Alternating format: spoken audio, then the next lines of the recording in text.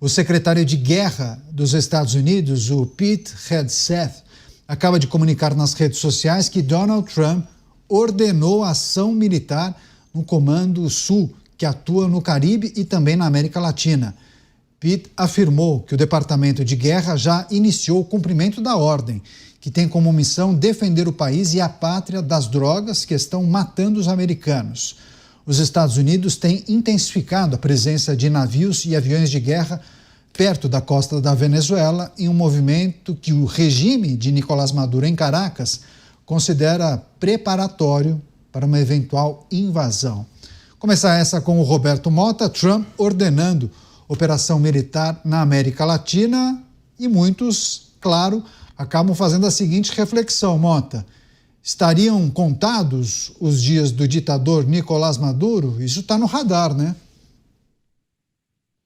Eu acho que os dias de Maduro estão contados, de um jeito ou de outro, Caniato.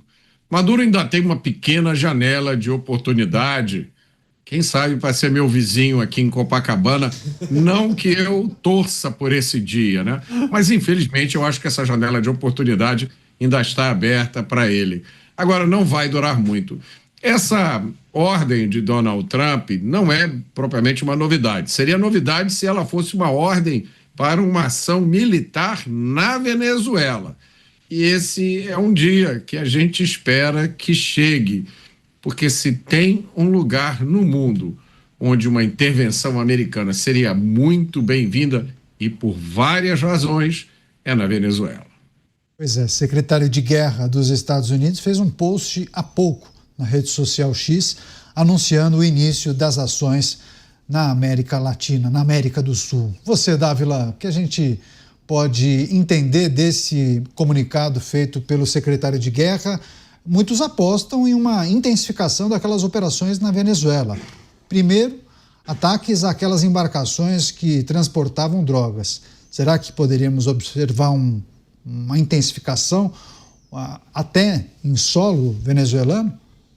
Neto, nós todos gostaríamos de ver Maduro fora do poder e a liberdade voltar a reinar na Venezuela. Então, isso não há dúvida. Agora, nessa sociedade do espetáculo, como dizia o Vargas Llosa, precisa tomar cuidado com o que eu chamo do dia seguinte, o day after é complicado.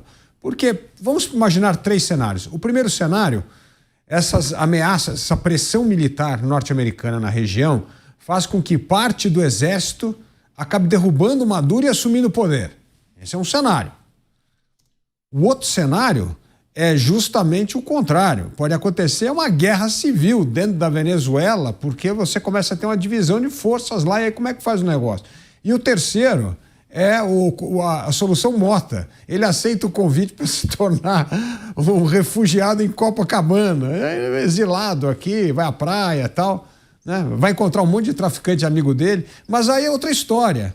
O ponto é que nós não sabemos as consequências na Venezuela do dia seguinte da utilização da força. E isso me preocupa, porque pode piorar a questão da Venezuela e, evidentemente, o outro cenário, que é o que nós todos torcemos, é que melhore, que isso desencadeie um movimento para que Maria Corina Machado, Edmundo Gonzalez e os democratas assumam o poder na Venezuela e restabeleça a democracia e a liberdade. Mas existe um enorme risco. E a história americana não é boa nesse sentido, né, Caniato? As intervenções dos Estados Unidos, tanto no Iraque quanto no Afeganistão, o day after foi muito complicado e deu muita dor de cabeça aos Estados Unidos.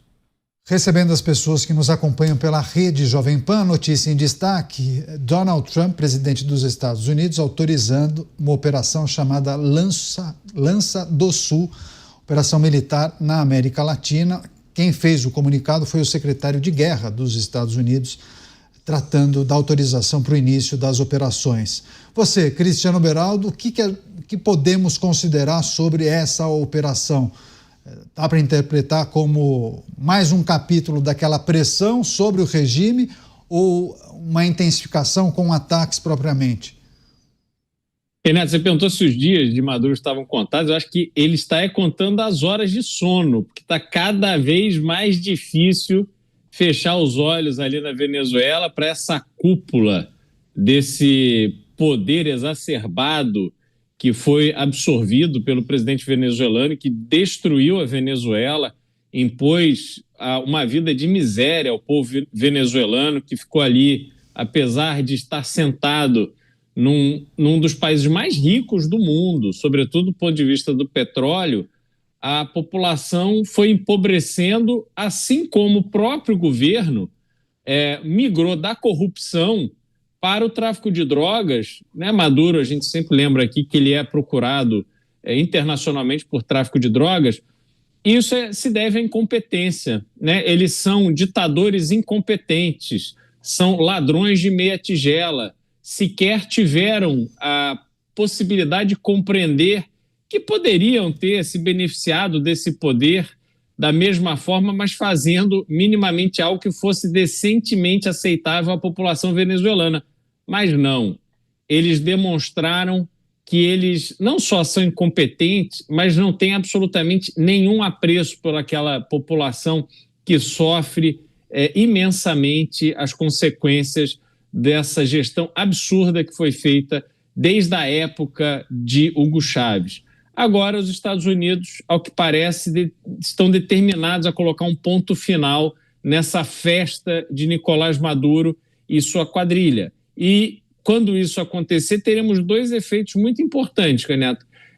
Primeiro, o mundo vai entender que os Estados Unidos não estão para brincadeira, que não serão tolerados esses tipos de administração de países onde esses ditadores, esses líderes autoritários usam o país para praticar crime.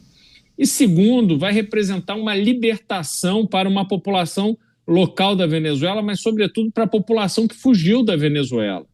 Muitos empresários, profissionais, pessoas competentes que vão poder voltar para o seu país de origem e participar da transformação da Venezuela que precisa acontecer urgentemente.